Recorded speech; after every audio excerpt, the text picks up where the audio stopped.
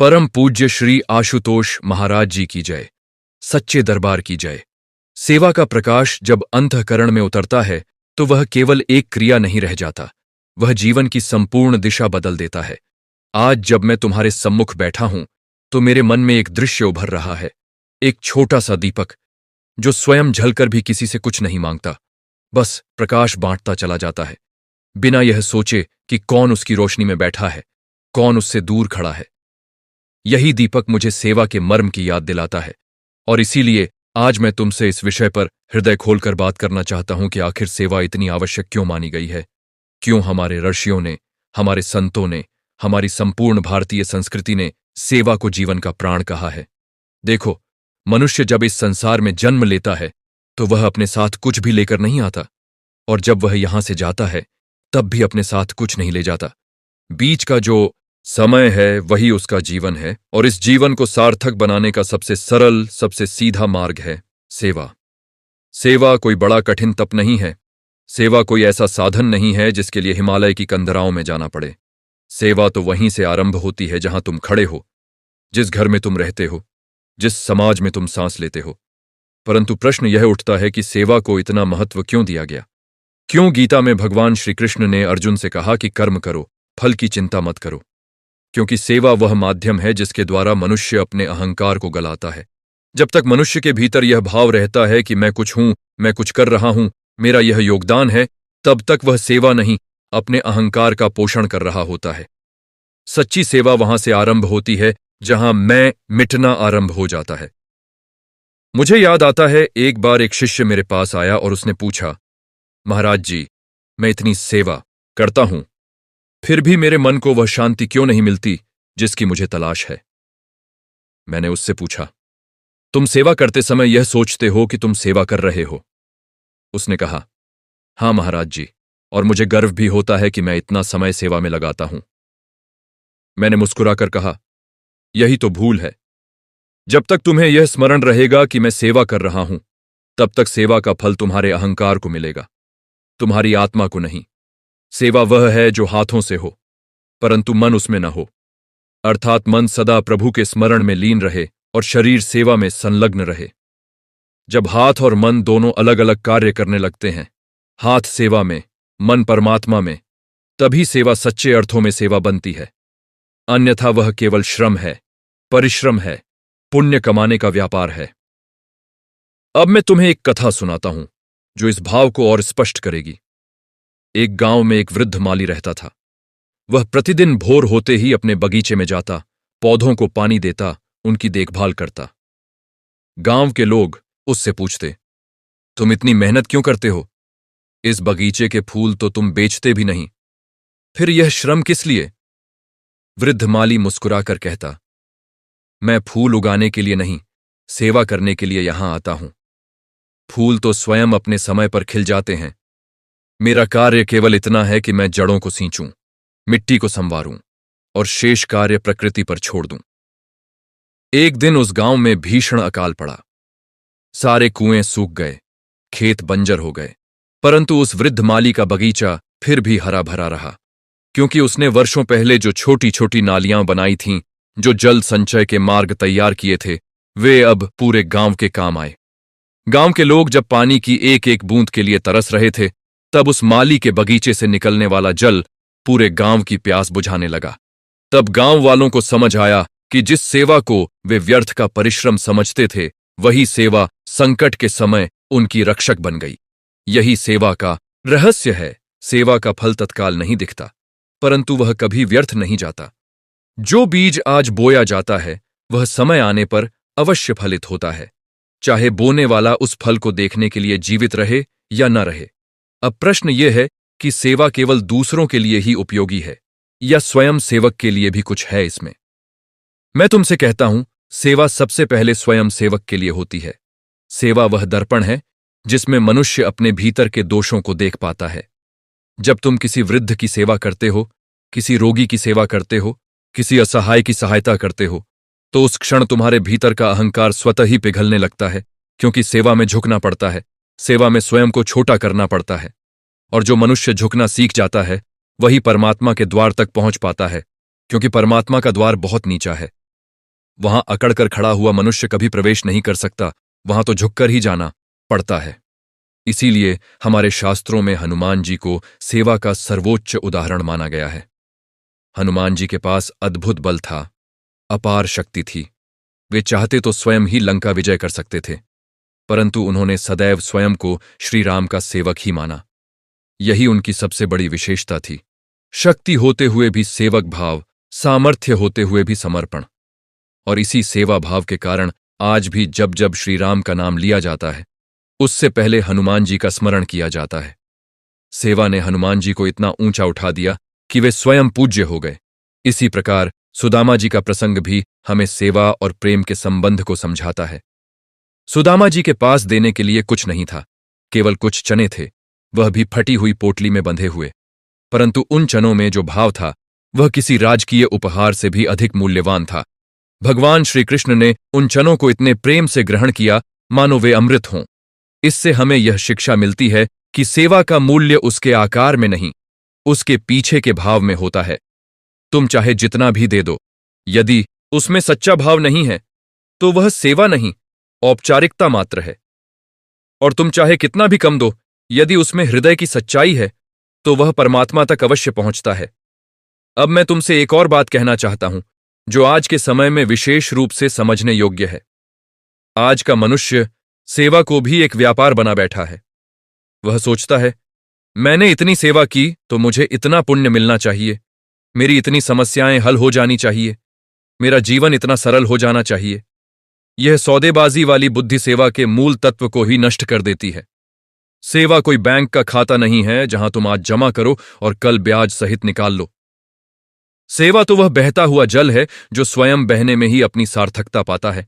वह यह नहीं सोचता कि किस खेत को सींचेगा, किसको नहीं। जिस दिन सेवा करने वाले के मन से यह गणना समाप्त हो जाती है, मुझे क्या मिलेगा, उसी दिन से सेवा सच्चे अर्थों में आरंभ होती है। और यही कारण है कि सद्गुरु अपने शिष्यों को सबसे पहले सेवा का पाठ पढ़ाते हैं, क्योंकि सेवा के बिना विनम्रता नहीं आती, और विनम्रता के बिना ब्रह्मज्ञान जैसी अमूल्य निधि को धारण करने की पात्रता भी नहीं बनती। जिस पात्र में अहंकार भरा हो, उसमें परमात्मा का अमृत कैसे समा सकता है? पहले पात्र को खाली करना पड़ता है, और सेवा वही प्रक्रिया है जो धीरे धीरे, बूंद बूंद करके उस अहंकार के पात्र को खाली करती चलती है। सेवा की इस यात्रा में अब मैं तुम्हें एक और गहरी बात बताना चाहता हूं, जो शायद कम ही लोग समझ पाते हैं। सेवा के भी कई स्तर होते हैं, और हर स्तर मनुष्य को धीरे धीरे ऊपर उठाता है। सबसे पहला स्तर होता है तन की सेवा, अर्थात शारीरिक श्रम से किसी की सहायता करना, झाड़ू लगाना, भोजन बनाना, किसी वृद्ध का हाथ पकड़कर उसे सड़क पार कराना। यह सेवा का सबसे स्थूल रूप है, परंतु इसका महत्व किसी भी प्रकार कम नहीं है, क्योंकि यहीं से आरंभ होती है मनुष्य के भीतर विनम्रता की नींव। इसके बाद आता है मन की सेवा, अर्थात अपने विचारों से, अपने शब्दों से किसी को सांत्वना देना, किसी के दुख में सहभागी बनना, किसी निराश हृदय में आशा का संचार करना। यह सेवा तन की सेवा से सूक्ष्म है, क्योंकि इसमें केवल हाथ पैर का श्रम नहीं, बल्कि हृदय की संवेदना सम्मिलित होती है। और तीसरा, सबसे सूक्ष्म तथा सर्वोच्च स्तर है आत्मा की सेवा, जिसे हमारे शास्त्रों में सबसे बड़ी सेवा कहा गया है, और वह है किसी भटकी हुई आत्मा को सत्य के मार्ग पर लाना, किसी प्यासी आत्मा को परमात्मा के नाम का जल पिलाना।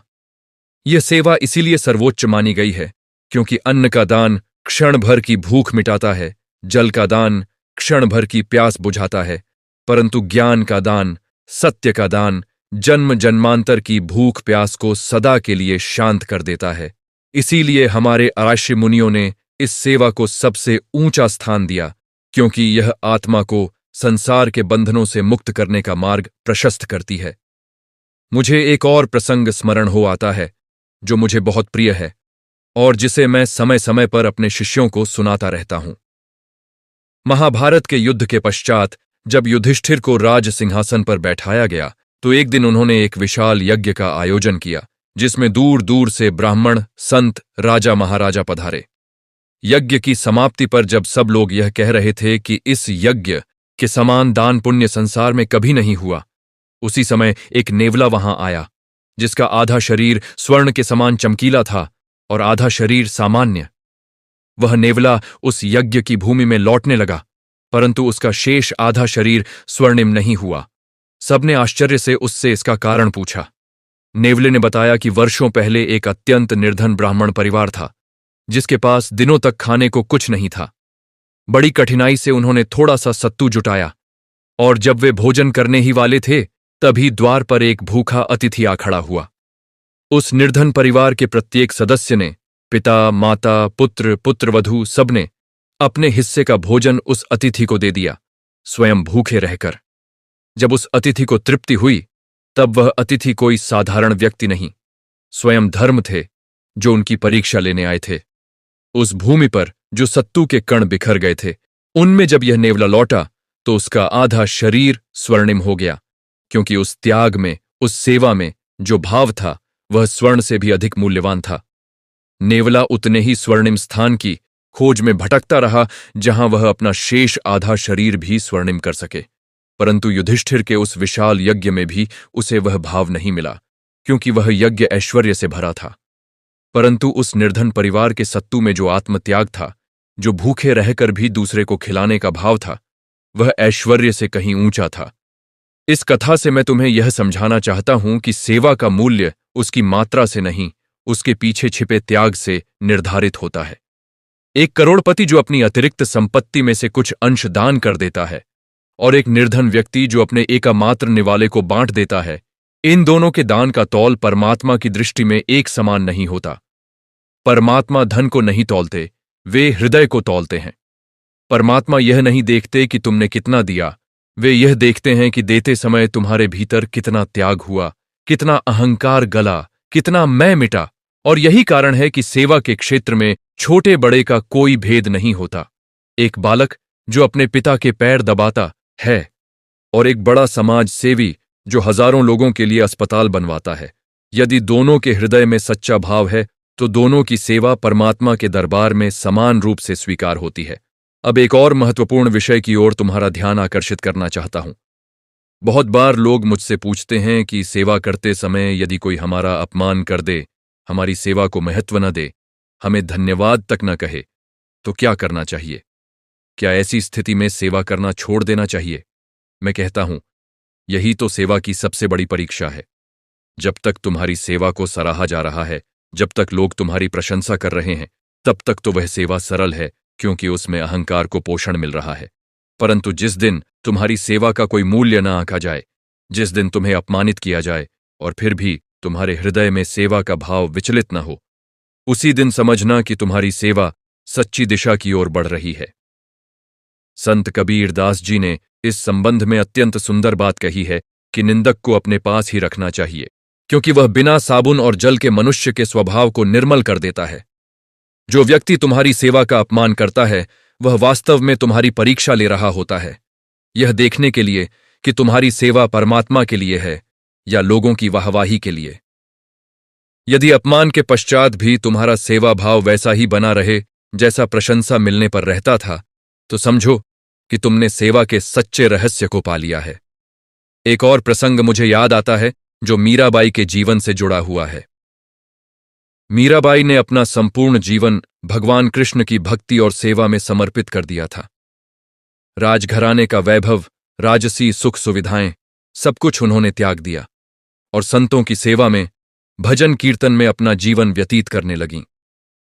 राजपरिवार के लोगों ने उन्हें अनेक प्रकार से प्रताड़ित किया, उन्हें विष देने का प्रयत्न किया, सर्प भेजे, अनेक कष्ट दिए, परंतु मीराबाई का भाव कभी विचलित नहीं हुआ। वे कहती थीं, मेरे तो गिरधर गोपाल, दूसरों न कोई। यह जो अडिग भाव था, यह जो परमात्मा के प्रति समर्पण था, यही सच्ची सेवा का आधार है। मीराबाई ने यह सिद्ध कर दिया कि सेवा और भक्ति में जब सच्चा प्रेम होता है, तो संसार के कितने भी विघ्न आ जाएं, वह सेवा भाव कभी क्षीण नहीं होता, बल्कि कठिनाइयों में और भी प्रगाढ़ होता जाता है, जैसे आग में तपकर स्वर्ण और भी निखर जाता है। अब मैं तुमसे एक व्यावहारिक प्रश्न पर बात करना चाहता हूं, जो आज के युवाओं के मन में प्रायः उठता है। वे कहते हैं, महाराज जी, हमारे पास समय नहीं है, हमारी अपनी जिम्मेदारियां हैं, नौकरी है, परिवार है, फिर हम सेवा के लिए समय कैसे निकालें? मैं उन्हें यही कहता हूं कि सेवा के लिए अलग से समय निकालने की आवश्यकता नहीं है। सेवा को अपने प्रतिदिन के जीवन में पिरोना सीखो। तुम जब अपने कार्यालय में अपने सहकर्मी की सहायता करते हो तो वह भी सेवा है। तुम जब अपने वृद्ध माता पिता के साथ बैठकर उनकी बात सुनते हो, उन्हें समय देते हो, तो वह भी सेवा है। तुम जब अपने घर में काम करने वाले व्यक्ति के साथ सम्मान का व्यवहार करते हो, उसे उचित पारिश्रमिक देते हो, तो वह भी सेवा है। सेवा का अर्थ यह नहीं कि तुम अपना घर परिवार छोड़कर कहीं आश्रम में जाकर बैठ जाओ।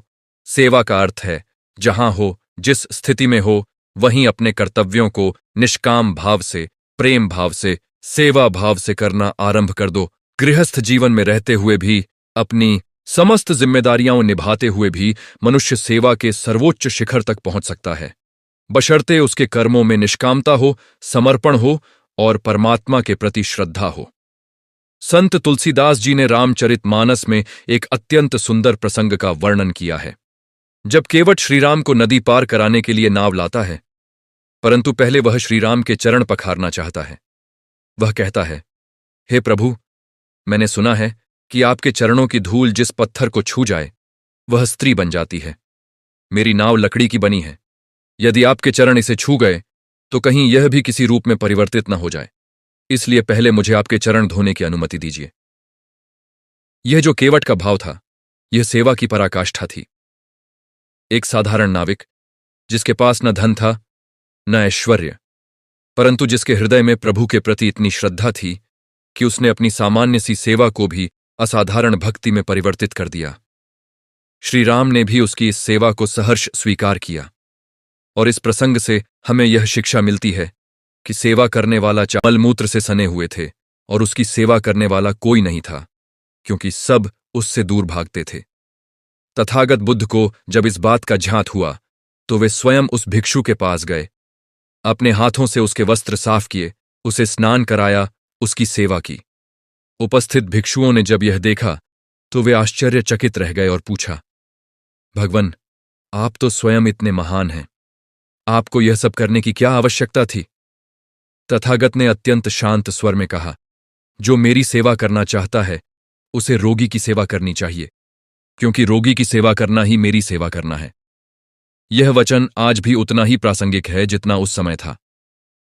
सेवा का सर्वोच्च रूप वही है जहां हम सबसे असहाय, सबसे पीड़ित, सबसे उपेक्षित व्यक्ति की सेवा को परमात्मा की सेवा के समान माने, क्योंकि वास्तव में परमात्मा उन्हीं रूपों में हमारी परीक्षा लेने आते हैं, यह देखने के लिए कि हमारा हृदय कितना विशाल है, हमारी करुणा कितनी गहरी है।